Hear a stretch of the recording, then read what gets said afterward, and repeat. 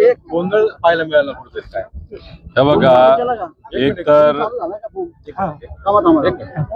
Okay तमाम महाराष्ट्राच्या सामान्य लोकांना व नागरिकांना पुण्यश्लोक अहिल्यादेवी होळकरांच्या जयंती निमित्त मी मनापासून शुभेच्छा देतो.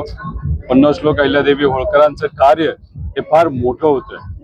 त्या काळामध्ये मंदिरं असतील, लोकांचं विकास काम असेल, महिला सबलीकरण असेल, या सर्व कामांवर तिथं पुण्यश्लोक अहिल्यादेवी होळकरांनी खूप मोठ्या प्रमाणात त्या ठिकाणी काम केलेलं आहे. आज इथं बघितलं, मी असेल, खासदार साहेब लंके भाऊ असतील, आम्ही दोघं इथं आल्यानंतर पुण्यश्लोक अहिल्यादेवी होळकरांच्या समोर आणि त्यांच्या कार्यासमोर आम्ही नतमस्तक झालो. पण एक गोष्ट मात्र त्या ठिकाणी आम्हाला खटकली, पुण्यश्लोक अहिल्यादेवी होळकरांच्या इथं जी काही म्युझिक सिस्टम लावलेली आहे तिथं 2 वेगळ्या आमदारांची गाणं लावली गेली आणि काही कार्यकर्त्यांच्या खांद्यावर काही आमदार नाचत होते. एक तर एवढं पवित्र ठिकाण, या पवित्र ठिकाणाचा इथं आल्यानंतर एकच जल्लोष पाहिजे, तो म्हणजे पुण्यश्लोक अहिल्यादेवी होळकरांचा विजय असो. पण त्याच्या व्यतिरिक्त इथं राजकीय गाणी लावली गेली हे बघून अतिशय नागरिक म्हणून मला मनापासून वाईट वाटलं.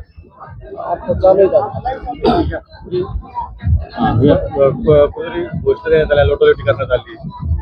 बघा, आमच्या घोषणा पुण्यश्लोक अहिल्यादेवी होळकरांच्या होत्या, त्यानंतर शिवाजी महाराजांच्या होत्या. पुण्यश्लोक अहिल्यादेवी होळकरांच्या कार्यासमोर आम्ही सर्व नतमस्तक होत होतो आणि मोठ्या प्रमाणे तिथं आलो होतो. आता तुम्ही गाणी ऐका, पुण्यश्लोक अहिल्यादेवी होळकरांची इथं खरं तर त्यांची गाणी लावणं अहिल्यादेवींची हे जास्त महत्वाचं आहे. पण ही राजकीय गाणी लावणं हे कितपत योग्य आहे? कारण का शेवटी हे सर्व महामानव हे सगळ्या समाजाचे, सगळ्यांचे आहे. पण इथं आल्यानंतर या भूमीत तुम्ही राजकीय गाणी जर एवढ्या महान व्यक्तीसमोर नाही तर जयंती निमित्त लावत असाल म्हणजे कुठेतरी तुम्ही महामानवांचं राजकारण करताय, हे मात्र त्या ठिकाणी कुठेतरी खरं आपल्याला म्हणावं लागेल. हा प्रसंग आला होता, यावेळेस जाणून बुजून गेलं होतं. नाही बघा, आम्ही प्रामाणिकपणे येत असतो, सर्व नागरिक इथे येत असतात. पण काही लोक मुद्दामून राजकीय गाणी लाव, कुठं डान्स गाणं कर, ह्या सगळ्या गोष्टी खरं तर एवढ्या महान व्यक्ती समोर ते सुद्धा जयंती निमित्त त्या कधीही पटत नाहीत. पण दोन्ही जे सत्ताधारी आमदार आहेत आजचे, त्यांच्या राजकीय गाणी इथं लावणं, कार्यकर्ते इथे येऊन जल्लोष करणं म्हणजे पुण्यश्लोक अहिल्यादेवी होळकरांचं कर्तृत्व, त्याच्या बाबतीतला जल्लोष इथं व्हायला पाहिजे. पण इथं राजकीय जल्लोष होतो म्हणजे कुठं ना कुठेतरी महामानवांचं पण राजकारण केलं जातं. जयंती निमित्त इथे येऊन नतमस्तक होण्याऐवजी त्या गोष्टीचं सुद्धा राजकारण केलं जातं, असंच आपल्याला म्हणावं लागेल. कुठेतरी खर्च जो आहे तर तो वाढलेला दिसतो आणि एकीकडे पंतप्रधान म्हणतात खर्च वाचवा आणि दुसरीकडे मोठ्या प्रमाणात नाही, पुण्यश्लोक अहिल्यादेवी होळकर असतील, छत्रपती शिवाजी महाराज असतील, विश्वरत्न डॉक्टर बाबासाहेब आंबेडकर असतील, त्यानंतर महात्मा फुले असतील, हे सर्व जे महामानव होऊन गेले, त्यांच्या बाबतीत जयंती निमित्त जर खर्च होत असेल तर त्याचं स्वागतच केलं पाहिजे. पण जर खर्च कमी करायचा असेल तर राजकीय खर्च तुम्ही कमी करा. जसं आम्ही काल बोललो, सीआयडी कुठंच काही काम करत नाही, ते बंद पाडा, त्याचा खर्च कमी करा. पण या महामानवांच्या जयंती निमित्त जो कुठला खर्च असेल तो चांगला आहे, पण जो खर्च होतो त्याचा ऑडिट सुद्धा झालं पाहिजे. म्हणजे जो खरं तर खर्च जो होतोय ज्या पद्धतीने व्हायला पाहिजे कार्य काम, नाहीतर इथं जल्लोष हा कुठेतरी खर्च जास्त आणि जल्लोष कमी, नाहीतर कुठेतरी ज्या गोष्टी खऱ्या करायला पाहिजे त्या कमी वाटतात पण खर्च मोठ्या प्रमाणात झालाय असं कागदावर तरी तिथं दिसतंय. हिंदी कवी संमेलन ठेवलंय. या भागातल्या लोकांना खरं तर मराठी चांगलं समजतंय, मराठी साधी माणसं आहेत, शेतकरी माणसं आहेत, असं असताना लाखो रुपये खर्च करून हिंदी कवी संमेलन ठेवलं. आता हिंदी कवी संमेलन ठेवलं आणि जी व्यक्ती इथं कविता करण्यासाठी आले होते त्यांनी तसं बघितलं तर मोदी साहेबांच्या विरोधातच कविता केलेलं आपण सगळ्यांनी ऐकलेलं. म्हणजे मुद्दामूनच इथं असा कवी आणला गेला जो मोदींवर ताशेरे ओढू शकतो, हे मात्र या ठिकाणी आपल्याला बघायला मिळालं. ते मेलडीवर जास्त बोलत होते. आता मेलडी चॉकलेट आणि मोदी साहेबांचा काय संबंध हे दुनियाला माहिती.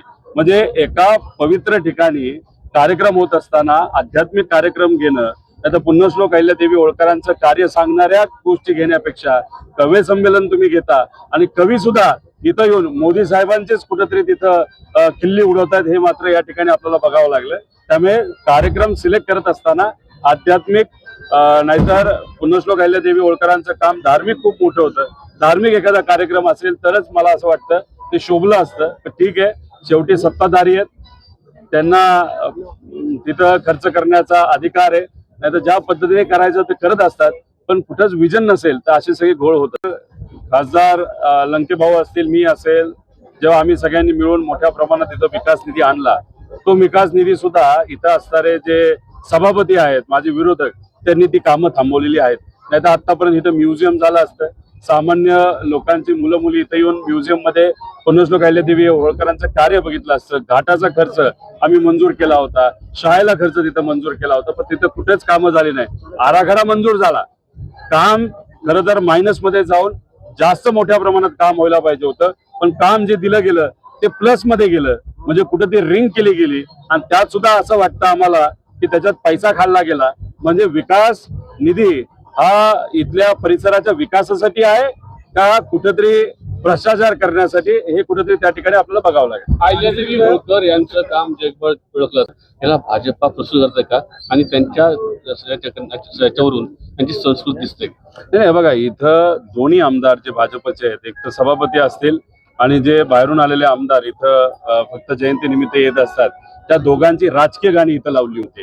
मग कुठेतरी ही जी संस्कृती आहे की एवढ्या महान व्यक्तीची जयंती असताना तुम्ही राजकीय गाणी लावता, स्वतःची प्रशंसा करणारी गाणी लावता आणि त्यांचे कार्यकर्ते हुल्लडबाजी इथं करतात, हे त्या ठिकाणी पटणारं नाही, कोणालाही इथं पटलेलं नाही. त्याच्याच बरोबर आपण जर बघितलं तर विकास आराखडा 600 कोटीचा मंजूर झालेला आहे, पण तुम्ही एकदा मंदिर जावा, पुण्यश्लोक अहिल्यादेवी होळकरांनी बांधलेलं मंदिर, त्याचा कळस बघायचा, त्या कळसावरची साधी झाडं सुद्धा यांना काढता आली नाही. जेव्हा केव्हा आम्हाला जमलं ती आम्ही झाडं काढली, पण मग इथं सरकारी कार्यक्रम घेणं सुरू केल्यानंतर मग जी कामं व्हायला पाहिजे ती तिथं दिसत नाही. त्यामुळे विकास आराखडा हा फक्त कागदावर आहे, कुठंच काही काम तिथं सुरू झालेलं नाही. दुसरीकडे आता मनोज जरांगे पाटील आंदोलनाला बसले आहे. आता सुद्धा शिष्टमंडळ तिथे पोहोचले, मग ते तोडगा निघायला तयार आहे.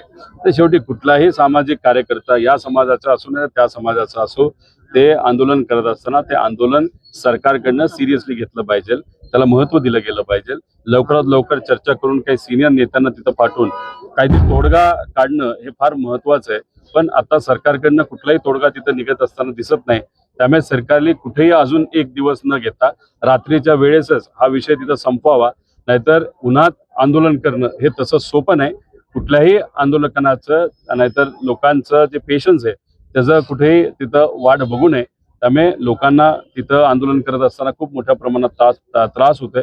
मुख्यमंत्री साहेबांनी याच्यामध्ये लक्ष घालावं, एकनाथ शिंदे साहेबांनी याच्यामध्ये लक्ष घालावं आणि लवकरात लवकर मार्ग काढावा. प्राजक्ता तनपुरे जे आहेत भाजपमध्ये गेले, कुठेतरी त्यांच्यावर दबाव होता असं वाटतं, काय नेमकं? हे बघा, ते आता भाजपमध्ये गेलेले, तो त्यांचा तिथं विषय आहे. आम्ही सर्वजण, मी असेल, लंकेभाऊ असेल आणि इतरही सर्व जे कोणी लोक आहेत, लोकांना विश्वासात घेऊन आज रस्त्यावरची लढाई आम्ही लढत आहोत. आम्ही आमच्या तलवारी मॅन करून बसलेलो नाही, तलवाऱ्या घेतलेल्या आहेत, पण ते कोणासाठी घेतले तर सामान्य लोकांसाठी घेतलेलं आहे आणि त्या पद्धतीने आम्ही तिथं लढत राहू. शेवटी भूमिका घेणं, लढणं हे सगळ्यांनाच जमतं असं नाही. ज्यांना जमतं ते लढतात, ज्यांना जमत नाही ते दुसरीकडे जाऊन त्या ठिकाणी शरणागती पत्करतात असं आपल्याला म्हणावं लागेल. त्यांना ईडीची क्लीन चिट जी आहे तर ती पण भेटली होती, ज्या वेळेला त्यांनी राहुरीतून माघार घेतली होती पोटनिवडणुकीतून. कुठेतरी मग दबावच वाटतं असं वाटतंय. बघा, आता शेवटी तो तिथं विषय आहे.